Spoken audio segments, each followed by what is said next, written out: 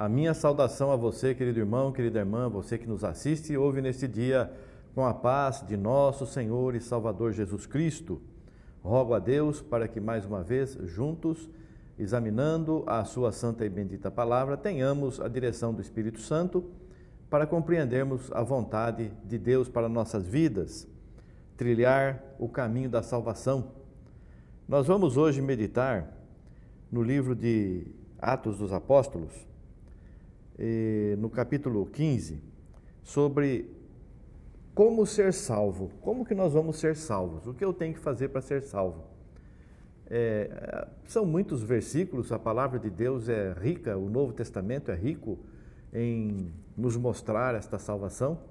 Nós vamos meditar em alguns versículos somente, aqui no livro de Atos dos Apóstolos, no capítulo 15, e do versículo 6 em diante diz assim: Congregaram-se, pois, os apóstolos e os anciãos para considerar este assunto, porque eles estavam dizendo que os gentios tinham que se circuncidar, fazer a circuncisão para serem salvos. E congregaram-se, pois, os apóstolos e os anciãos para considerar esse assunto. E, havendo grande contenda, levantou-se Pedro e disse-lhes: Varões irmãos, bem sabeis que já há muito tempo Deus me elegeu dentre vós para que os gentios ouvissem da minha boca a palavra do Evangelho e crescem. Na verdade, Deus levantou Paulo para os gentios, não é?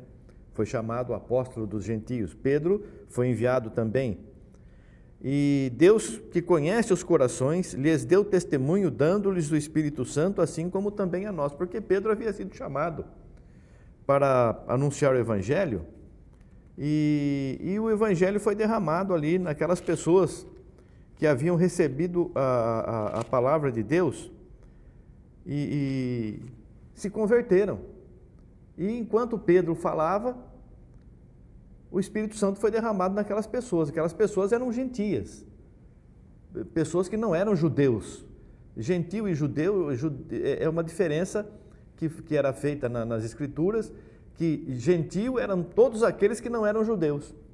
Então, Pedro foi mandado anunciar o Evangelho para os gentios, e Deus já havia lhe mostrado, não pense que são pessoas comuns ou imundas, são pessoas que eu escolhi e santifiquei. E Pedro teve aquele sonho 3 vezes, e depois chegou lá e começou a anunciar o Evangelho até sem muito ânimo, e o Espírito Santo foi derramado sobre aquelas pessoas. E aí Pedro disse, reconheceu, quem somos nós aí para recusar a água, para recusar o batismo, para estes que Deus derramou o Espírito Santo, como também derramou em nossas vidas, e ele estava dando testemunho aqui, estava tendo uma contenda. Não, os gentios têm que circuncidar para ser salvo, para cumprir a lei, tem que circuncidar. E Pedro disse assim: olha, Deus conhece os corações, e deu testemunho, dando o Espírito Santo para essas pessoas que não tinham circuncisão, não guardavam a lei, não guardavam o sábado, não fazia nada, eram gentios, distantes das coisas da lei. Deus derramou o Espírito Santo para eles, assim como nos deu também a nós, e não fez diferença alguma entre eles e nós, purificando os seus corações pela fé, purificando os seus corações pela fé. E aí, como é que ficou então? Veja aqui, uma coisa interessante que nós já dissemos aqui. Vocês viram que os apóstolos não foram batizados em nome de Jesus, não receberam o batismo. Na ceia, o Senhor Jesus disse assim para eles: vós estáis limpos pela palavra que vos tenho falado. Eram pessoas especiais, era um grupo de pessoas intermediário entre a lei e a graça. Foram escolhidos lá, vivendo a lei, foram escolhidos para viver a graça e foram limpos pela palavra de Jesus Cristo diretamente a eles. Teve um que rejeitou, inclusive traiu a Jesus, mas esses daqui, os outros, permaneceram fiéis. E o apóstolo Paulo teve que se batizar, embora recebesse de Deus também a ordem de levar o evangelho adiante, teve que se batizar. Mas os 12 lá não, eles estavam limpos pela palavra que Jesus tinha falado para eles.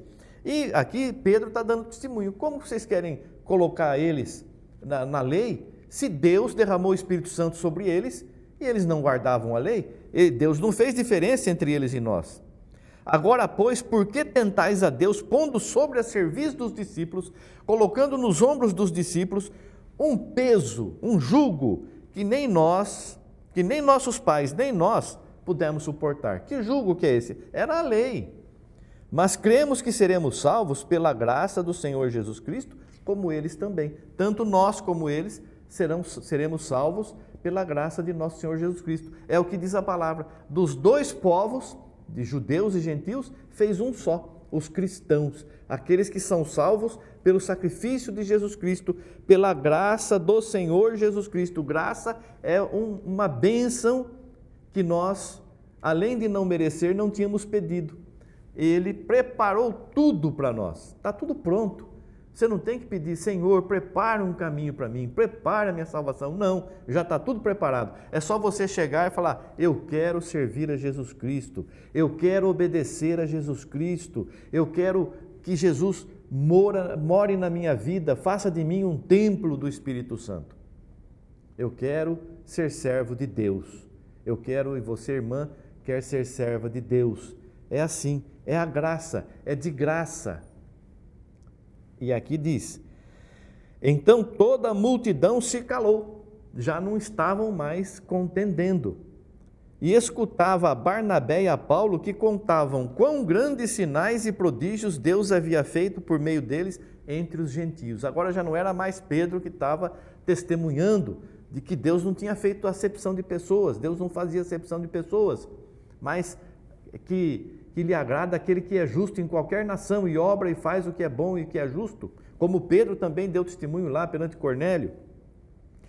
Então toda a multidão ouvia o que Barnabé e Paulo estavam contando das bênçãos que Deus havia derramado entre os gentios através deles.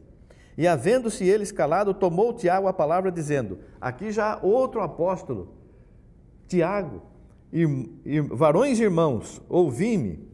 Simão relatou como primeiramente Deus visitou os gentios para tomar deles um povo para o seu nome. Deus visitou os gentios, não visitou os judeus somente, visitou os gentios também. E com isso concordam as palavras dos profetas, como está escrito agora. Tiago está mostrando que lá na lei, nos profetas, já havia a promessa de que os gentios seriam salvos. Depois disto voltarei e reedificarei o tabernáculo de Davi que está caído, levantá-lo-ei das suas ruínas e tornarei a edificá-lo, para que o resto dos homens busque ao Senhor, e todos os gentios, sobre os quais o meu nome é invocado, diz o Senhor que faz todas essas coisas, que são conhecidas desde toda a eternidade. Essa é a promessa lá, profecia da antiga aliança, do Velho Testamento, profecia de que os gentios iriam esperar no nome de Deus, um povo para o seu nome, e o resto dos homens busca ao Senhor, e todos os gentios sobre os quais o meu nome é invocado, diz o Senhor. Qual é o nome do Senhor? É Jesus. Qual é o nome que tem que ser invocado sobre os gentios? Jesus. E aí ele continua, pelo que julgo que não se deve perturbar aqueles dentre os gentios que se convertem a Deus. Então a pessoa pode olhar e falar assim, mas os judeus até hoje, até os judeus cristãos, eles têm lá, eles fazem assim, veja aqui o conselho de Tiago, veja o conselho de Tiago aqui. Tomou Tiago a palavra dizendo, e ele diz aqui no versículo 19, pelo que julgo que não se deve perturbar aqueles dentre os gentios que se convertem a Deus. Não vamos perturbar em relação à lei. Eles não têm nada com a lei. Vamos deixar eles viver segundo a fé, segundo a graça que Deus tem derramado sobre eles, segundo o que eles têm de contato com Deus. Israel, nação eleita, escolhida lá desde 3.000 anos, 5.000 anos. Nós, gentios, escolhidos aqui a partir de Jesus, chamados para a salvação pela rejeição dos judeus. E aí ele diz assim, não vamos perturbar, mas escrever-lhes que se abstenham das contaminações dos ídolos, da prostituição, do que é sufocado e do sangue. Porque Moisés, desde os tempos antigos, tem em cada cidade quem o pregue, e cada sábado é lido nas sinagogas. Então pareceu bem aos apóstolos e aos anciãos com toda a igreja eleger varões dentre eles e enviá-los com Paulo e Barnabé a Antioquia, a saber, Judas, chamado Barsabás, e Silas, varões distintos dentre os irmãos. E por intermédio deles escreveram o seguinte: os apóstolos e os anciãos e os irmãos, aos irmãos dentre os gentios que estão em Antioquia, Síria e Cilícia, saúde. Aqui eles mandam essa carta dizendo o que o Espírito Santo tinha dirigido eles aqui em relação aos gentios. O que foi? Não vamos perturbar os gentios que aceitam a Jesus, mas vamos respeitar o que Deus tem feito sobre a vida deles, porque diz aqui, agora por que tentais a Deus, colocando sobre os ombros dos discípulos um jugo que nem nossos pais nem nós pudemos suportar, que era a lei? Então, o que nós temos? Então, a lei lá do Antigo Testamento não tem mais valor para a salvação? Não. Para a salvação é a graça de Deus, mas cremos que seremos salvos pela graça do Senhor Jesus Cristo, como eles também. Então, não é mais pela lei que você é salvo, meu irmão, minha irmã. Você é salvo, você é salva pela graça de Deus. Ele que quer te salvar. Se Ele não quiser te salvar, você pode guardar a lei, você pode fazer o que você quiser, você pode ir na igreja que você quiser, você pode jejuar, você pode dar todos os seus bens para todo mundo, você pode fazer o que você quiser. Se Ele falar, eu não vou te salvar, não adianta. Você não vai ser salvo. Então o que eu tenho que fazer? Eu tenho que agradar esse que tem todo o poder de salvação, que está na mão dele. Como que eu vou fazer? Eu tenho que agradar esse Jesus aqui. Porque até o apóstolo Pedro estava duvidoso de falar do evangelho para os gentios, mas Deus mostrou, Jesus mostrou, esses são escolhidos também, não negue a palavra para essas pessoas, porque eu os purifiquei, não considere comum, imundo, aquilo que Deus purificou para si. Ah, mas não guarda o sábado, mas não é circuncidado? Porque alguns podem dizer, não, tudo isso é por causa da circuncisão. Não, não é por causa da circuncisão, não. É por causa de toda a lei. Veja aqui, ó.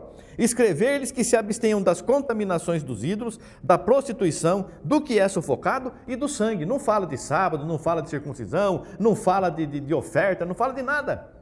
O que o gentil tem que fazer? Amar a Deus sobre todas as coisas e ao próximo como a ti mesmo. O novo mandamento que nos foi dado por Jesus Cristo. E agora nós temos essa direção aqui. Abster da contaminação dos ídolos.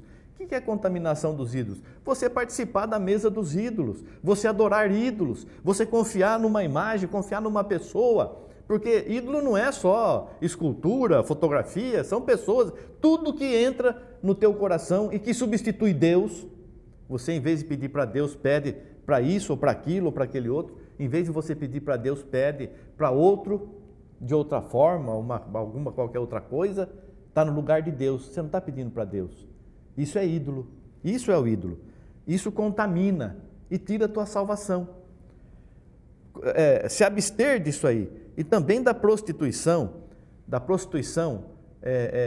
Não, o teu corpo é santo, você é templo do Espírito Santo.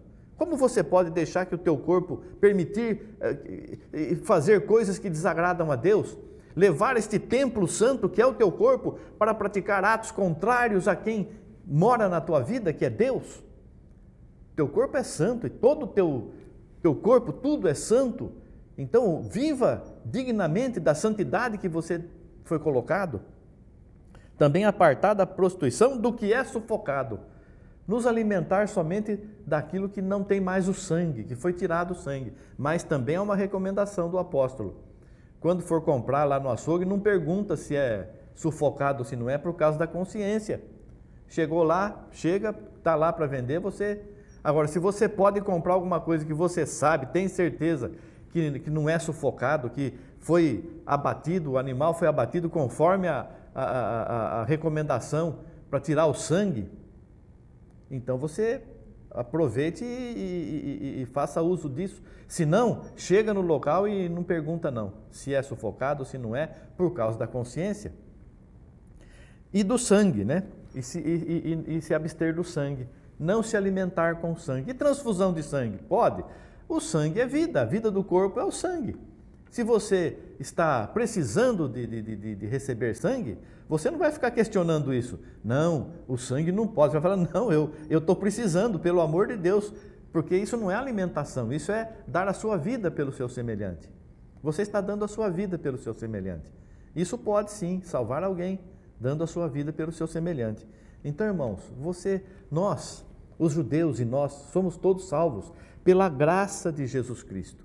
Pela graça de Jesus Cristo. Não é pelos nossos atos, sacrifícios, você faz sacrifícios e tantas novenas e orações. Isso não salva, isso te santifica. Algumas vezes é só idolatria. Não, mas se você fizer com amor, sinceridade, em espírito e em verdade, santifica. Você é salvo e salva pela graça de Jesus. Então, tenha em alta conta esse Jesus que tem a salvação tua nas mãos dele.